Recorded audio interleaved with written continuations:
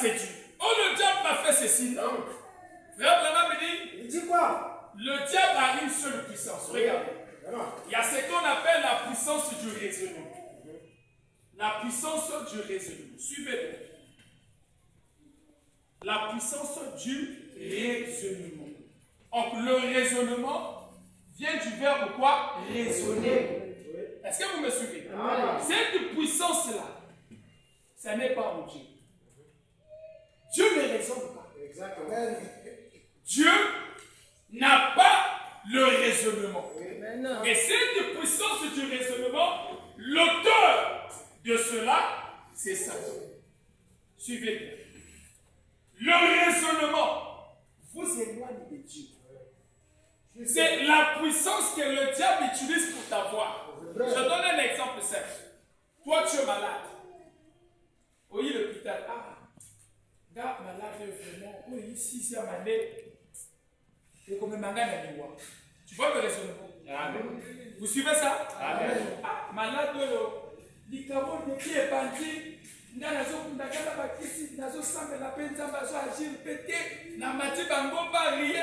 Tu commences à raisonner. Oh, le raisonnement, c'est la puissance de Satan. Amen. Le diable, pour s'amuser avec toi, il doit t'amener à raisonner à la parole. Amen. Je vais rentrer dans vos maisons. L'infidélité, c'est le domaine du raisonnement. Amen. On a l'on a fait d'ailleurs, oh 12 ans. Et là, papa Malonga il a pété. N'a pas mécanane était. Ah, il y a un mécanane il a fait 10 000 raisonnement. Et donc, on peut ça. Tu commences à voir. Oh, il y a ça à cocater. On dirait quel a coqué comme ça là. C'est comme ça que le diable fait. Le diable se prend par la puissance du raisonnement. C'est pareil aux hommes. Ma femme là, elle n'a pas un bon comportement. On dirait qu'elle sœur, elle est le raisonnement. Donnez-moi la main. Le raisonnement, c'est la puissance que le diable avait utilisée à l'Éden. Lorsqu'il est descendu au jardin d'Éden, il y avait un homme appelé Adam. Or, Adam était la parole parlée. Je vous ai dit que ce que Dieu appelle l'homme, ce n'est pas ce que vous appelez l'homme. Non. Oyozo benga moto. Kotanza moto. Vous me suivez ça? Un homme, c'est celui qui est parole parlée. Voilà pourquoi sur la terre, nous avons eu combien d'hommes? 300. Suivez bien. Le premier homme était qui? Adam. Lorsqu'Adam était un homme, Adam parlait à la nature. La nature reconnaissait Adam. Toi, Dieu t'a créé pour parler à la nature. Dieu ne t'a pas créé pour que toi, que la nature puisse te dominer. Aujourd'hui, je défie à quelqu'un. Si tu peux reconnaître qui tu es, même la maladie qui te dérange, tu peux ordonner aujourd'hui. Le problème qui te dérange aujourd'hui, c'est toi qui vas décider. Les églises ont brouillé les enfants de Dieu. Je peux te mettre la main. Oui, Dieu peut agir. Mais le problème, c'est toi. Amen. Donnez-moi la main. Même quelqu'un qui n'a pas le Saint-Esprit peut prier pour toi et tu es guéri. Amen. Le problème, c'est la foi. Amen. Le problème, c'est l'identité. Voilà pourquoi je vous ai toujours dit, bon, pour bien prier, il faut y aller à Amen. Vous comprenez ça? Amen. Quelqu'un va à l'église, mais il est habité. Amen. Tu ne sais pas toi tu es qui. Amen. Mais tu vas à l'église. Donc tu pries sans révélation. Amen. Et ça, ce sont les pasteurs. Amen. Vous comprenez ça? Amen. Parce que le pasteur a la responsabilité d'amener l'église à la véritable adoration. Amen. Mais pour amener quelqu'un à l'adoration, celui qui vous conduit, il doit savoir qui il adore. Donnez-moi un amen. Voilà pourquoi aujourd'hui, la Bible dit, un aveugle ne peut pas conduire un aveugle. Amen. Si un aveugle conduit un aveugle, vous serez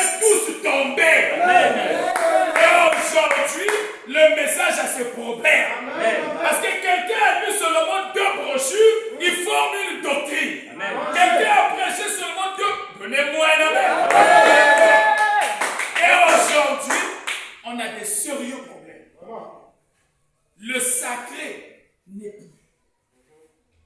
Vous comprenez ça? Amen. Le sacré a quitté nos églises. Parce que distraction est coach. Il n'y a plus du survie. Je vais poser une question à l'église. Qui a médité ici, là, avant qu'on puisse y chanter? Celui qui a passé sa méditation. J'aimerais voir les mains.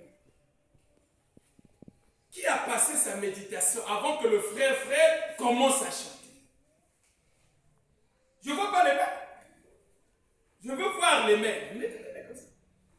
Je vois que 3 doigts. Mais vous allez remarquer, le culte a eu une préparation. Amen. Dieu, avant de créer Adam, il avait déjà préparé la nature pour Adam. Amen. Donnez-moi la main. Amen. Parce qu'il savait, Adam devait commander. Amen. Maintenant, lorsque vous venez à l'église pour recevoir, frère Branham dit, quand il n'a pas de sacrifice, vous ne retirez rien du culte. Amen. J'insiste sur ça. Yo, il y a église en retard. Pasteur, tu réclames. Tu vas sortir vite. Amen. J'insiste. Frère Branham dit quoi? Pour tirer un profit. C'est-à-dire que ce que nous sommes en train de faire, on élève le nom de Dieu. C'est l'adoration.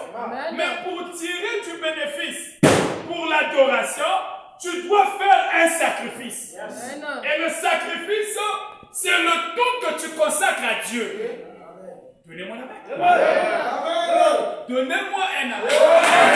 Quand tu viens à l'église en retard, oh mais le Lord, l'église est active vite. Oh le Lord, on a quitté. You know à qui n'ont sauté. Amen. Donnez-moi la main. You know à qui n'ont sauté parce que tu es venu sans préparation. Amen. Le culte se prépare à la maison. Amen. Et lorsqu'on vient ici, avant même qu'on ouvre, donnez-moi la main. Avant même qu'on puisse ouvrir l'église, les gens étaient là, ils faisaient la grâce. Donc les gens attendaient qu'on puisse ouvrir les portes pour rentrer. Et le puissant de la vie dit, je suis dans la joie lorsqu'on me dit d'aller dans la maison de l'Éternel. Mais aujourd'hui, on ne voit pas ça dans l'église. Donc mon attention c'est forcé. Frère Madame dit que si vous avez l'église, tu n'es pas connu. Il y a quelque chose qui ne marche pas. Parce qu'un véritable chrétien, même si tu sors, tu es parti à, je ne sais pas, Machissa ou là, tu vois que tu rentres, tu es déjà arrivé, même s'il est 18h. Tu sais qu'on finit à 19h.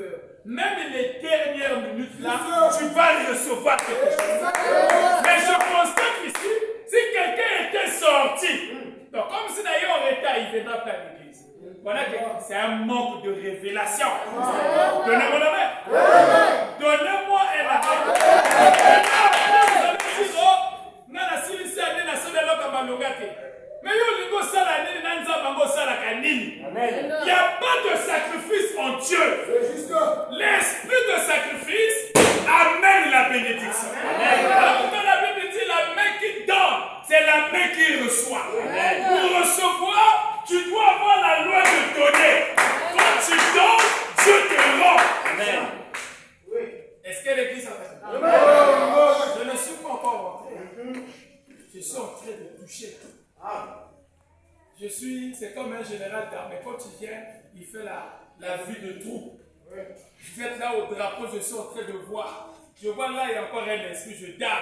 Comme m'appelle mon fils, il paye à masse. C'est le marteau, il faut damer.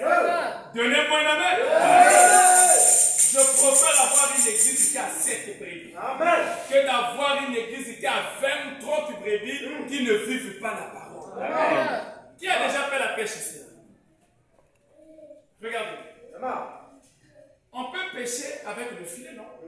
Quand on jette le filet, on ramasse tout. Les grenouilles. Mais il y a une pêche qu'on fait en ligne.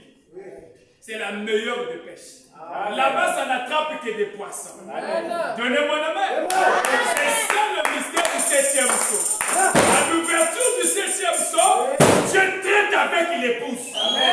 Donnez-moi la main. Dans le mystère des sensations,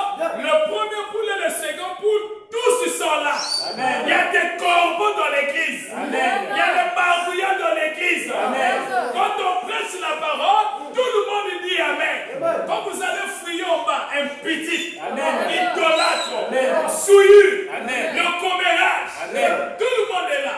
Mais quand on arrive à l'ouverture de la parole, parce que le 7e son amène la révélation parfaite dans l'épouse. C'est ce qui fait que celui qui a une mauvaise vie ne peut pas pénétrer le 7e son. Oh, donnez-moi un amen. Moi, je ne crois pas un fils ou une fille de Dieu, née de nouveau, qui répare dans des bars. Amen. Là, il y a un problème. C'est pas ça? Je vais d'abord encore très fort. Je ne crois pas un chrétien. Le jour du culte, qui est à la maison, en train de voir, ou de suivre la télé, ou de rester avec un visiteur, c'est la preuve que vous n'êtes pas né de nouveau. Un chrétien doit être à son poste de devoir. On a 10 minutes tous les lois. Mardi, Bokokima. Jeudi, Bokokima. Donc je dois tirer à bout corps. Donnez-moi le main.